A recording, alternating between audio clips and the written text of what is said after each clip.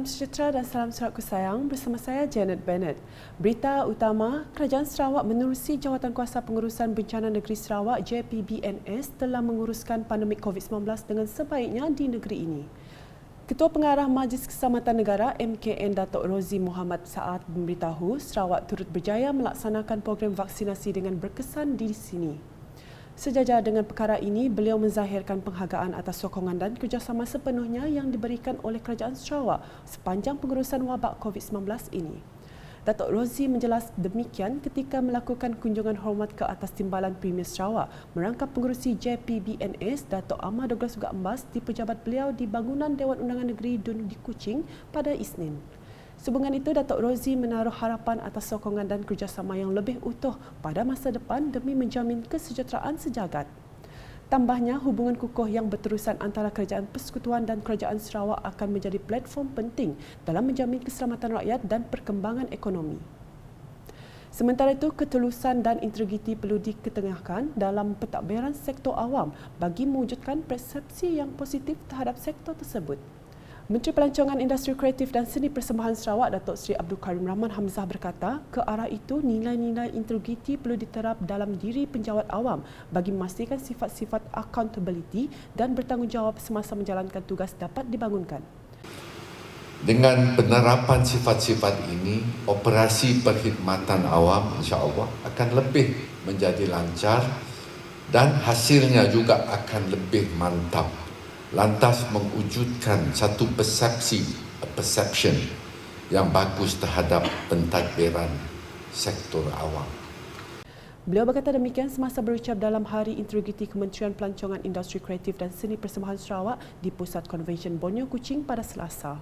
Datuk Seri Abdul Karim menambah, program Hari Integriti yang diadakan itu amat bertepatan dengan usaha untuk mempercekap serta memantapkan lagi tabir urus dan integriti kementerian dalam menyantuni slogan penjawat awam "In Honour to Serve". Sementara itu, beliau turut menzahirkan rasa syukur kerana kementeriannya telah dipilih sebagai antara 6 agensi perintis dalam Persijilan Anti-Bribery Management System ABMS peringkat perkhidmatan awam negeri Sarawak yang dijangka akan dilancarkan pada Oktober depan. Justru katanya pihak di kementerian sedang bertungkus lumus memastikan semua prosedur sedia ada diperkemas dan dipercekapkan di samping menjamin pendokumentasi yang rapi, terperinci serta mengikut jadual. Berita seterusnya, sejajar dengan usaha menyemarakkan semangat patriotisme dan cintakan negara dalam kalangan masyarakat tempatan, Jabatan Penerangan JAPEN Negeri Sarawak telah singgah di daerah Sri Aman sebagai salah satu lokasi persinggahan Pasukan Konvoi Kembara Merdeka Keluarga Malaysia KMKM 2022. Program tersebut telah disempurnakan oleh Timbalan Menteri Pendidikan, Inovasi dan Pembangunan Bakat Sarawak merangkap Ahli Dewan Undangan Negeri Adusi Manggang Datuk Francis Harden Hollis di Waterfront Sri Aman pada Isnin. Ketika berucap, beliau menggesa orang ramai untuk bersama-sama menunjukkan perasaan cintakan negara dengan mengibarkan jalur gemilang di setiap rumah, premis perniagaan dan juga lokasi tumpuan awam. Jadi inilah mesej saya kepada penduduk kita di Semangang ini. Kita mesti mau tunjuk semangat sambutan Hari Kebangsaan. Jadi saya berharaplah dengan program ini kita mengingati penduduk kita bukan senang untuk kita kekalkan perpaduan di antara satu sama lain dan baru semangat komuniti keluarga Malaysia dapat dijalan dengan lancar. Dalam pada itu, Datuk Francis merakamkan penghargaan kepada JAPEN Sarawak kerana memilih daerah Sri Aman sebagai salah satu lokasi persinggahan. Untuk rekod, konvoi tersebut telah bermula pada 10 Ogos lalu sehingga hujung bulan ini dan akan menjelajah 33 daerah di seluruh Sarawak, termasuk daerah Lundu dan daerah Lawas. Sementara itu, pada hari sama, Datuk Francis terus berkesempatan menghadiri aktiviti gotong royong dan penyerahan jalur gemilang di gelanggang bola keranjang RPA Fasa 2 di Sri Aman. Program anjuran Jawatankuasa Kemajuan dan Keselamatan Kampung JKKK China dengan kerjasama Majlis Daerah Sri Aman itu bertujuan memeriahkan sambutan Bulan Kemerdekaan dan menyemarakkan semangat cintakan negara. Antara pengisian program termasuk pembersihan kawasan sekitar dan juga majlis penyerahan jalur gemilang kepada JKKK China. Di Miri pula, Majlis Bandaraya Miri MBM Kementerian Pelancongan Industri Kreatif dan Seni Persembahan Sarawak serta agensi lain yang berkaitan berhasrat menambah baik kemudahan infrastruktur Taman Bulatan Miri. Arun Pujut merangkap Datuk Bandaraya Miri Adam Yisiu Sang berkata, penambahbaikan kemudahan ini membolehkan ramai warga Miri melakukan aktiviti riadah untuk kekal sihat. Ujarnya lagi, MBM kini turut memberikan penekanan tentang pembangunan beberapa taman awam di Miri setelah Menteri Pengangkutan Sarawak Datuk Seri Lee Kim Shin memperuntukkan 1.5 juta ringgit bagi membolehkan taman-taman awam yang kecil ini dinaik taraf. Menurut beliau, di bawah jawatan kuasa tetap pembangunan pelancongan, MBM kini sedang menambah baik taman rekreasi City Fan. We are now going to focus on upgrading our City Fan. We want to upgrade our City Fan to be as good as possible, so much so that to make it not only as a place for public to do the exercise, morning or evening exercise, to make it as a tourist attraction as well. So we will put in we will arrange more funding to upgrade our City Fan, so that the City Fan will be nice as well. Beliau berkata demikian ketika berucap dalam Fiesta Zumbaton sempena Hari Belia Negara 2022 di Taman Bulatan Miri pada Ahad.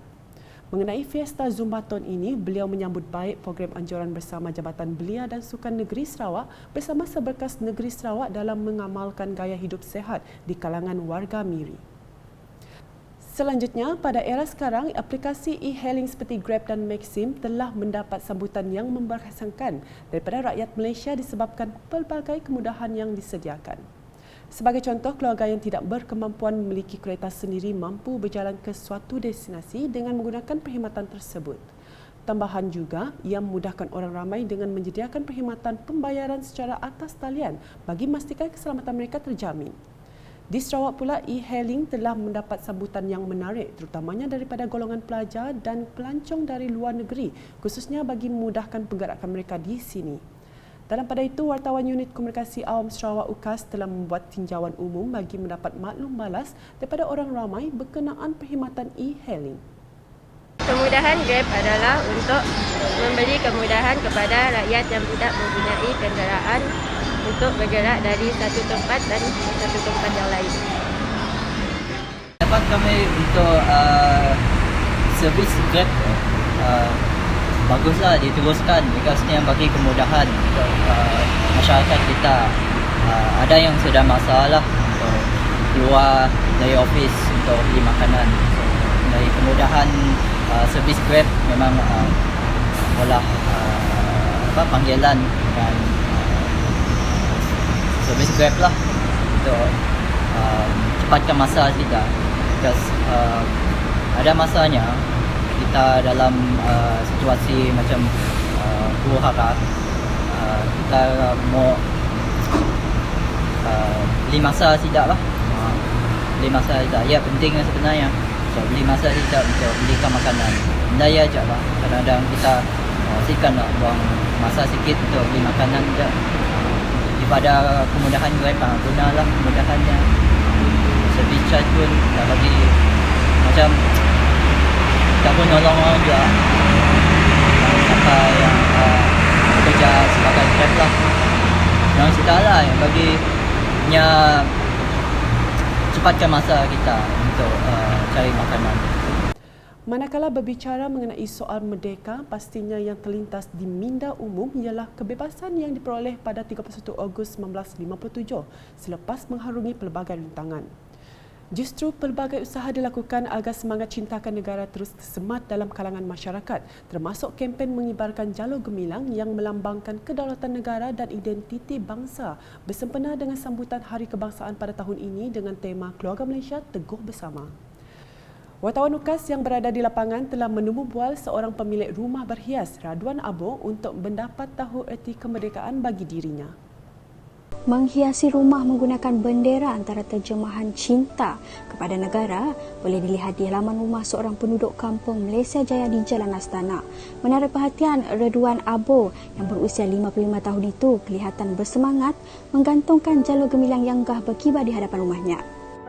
Hari kemerdekaan itu adalah satu hari kemenangan kita dalam dijajah oleh zaman British Selangornya, satu memberi keamanan, kedamaian, kehidupan seluruh rakyat di Malaysia tu. Jadi kita haruslah banggalah bila hari dah merdeka. Jadi baiklah kami malah kita dulu si pada perang si beras napang nah. Jadi perjuangan kita nak berkorban untuk membela negara kita tu siada waktu ya. Jadi dengan ada dari mereka tu nyambutlah, kita sambutlah kita berkorban sikit. Dulu kita sih berkorban, apa salah kita berkorban sikit kewangan untuk beli, untuk meraihkan jadi kemenangan kemerdekaan tu. Namun begitu katanya, seiring peredaran masa, pengalaman perit generasi terdahulu dalam memperjuangkan kemerdekaan negara sukar dihayati sepenuhnya oleh generasi semasa. Lebih-lebih lagi generasi muda yang kian leka dengan teknologi yang kian canggih. Jelasnya, beliau gemar mendekorasi rumah mengikut pelbagai perayaan di Malaysia kerana baginya ia suatu kepuasan yang beliau nikmati apabila anak cucunya teruja melihat keindahan dekorasi serta idea kreatif yang dihasilkan oleh beliau. Bendera tu, mereka hiasan tu bukan start hari itu kami menghiasnya. Setiap kali hari kemerdekaan, hari kebangsaan, banyak tahun dah. Kami memang tawang yang gila-gila menghias bendera apa. Kena kami rasa seronok. Bila kami bendera tu sebenarnya saat anak cucu kami nangga, terutama cucu kami nangga macam ni orang nyambut hari kemerdekaan. Nah, kemerdekaan hari bulan merdeka ke apa-apa lah whatever lah no. At least dia dapat merasa lah, merasa macam tu upaya merdeka nah. Jadi kami rasa menghargai lah kemerdekaan tu. Jadi dulu kita siap dah berjuang berperang nah. Apa salah kita berjuang mempasang bendera kata orang nah. Bersempena sambutan Hari Kebangsaan 2022 pada 31 Ogos 2022 dan sambutan Hari Malaysia pada 16 September 2022, marilah kita bersama-sama kibarkan jalur gemilang untuk semarakkan jiwa dan semangat keluarga Malaysia teguh bersama. Sekian edisi malam bersama saya, Janet Bennett. Berita lebih lanjut boleh didapati di semua platform media sosial UKAS termasuk portal ukas.sarawak.gov.my dan UKAS channel di YouTube. #Menyebab Fakta, Salam UKAS.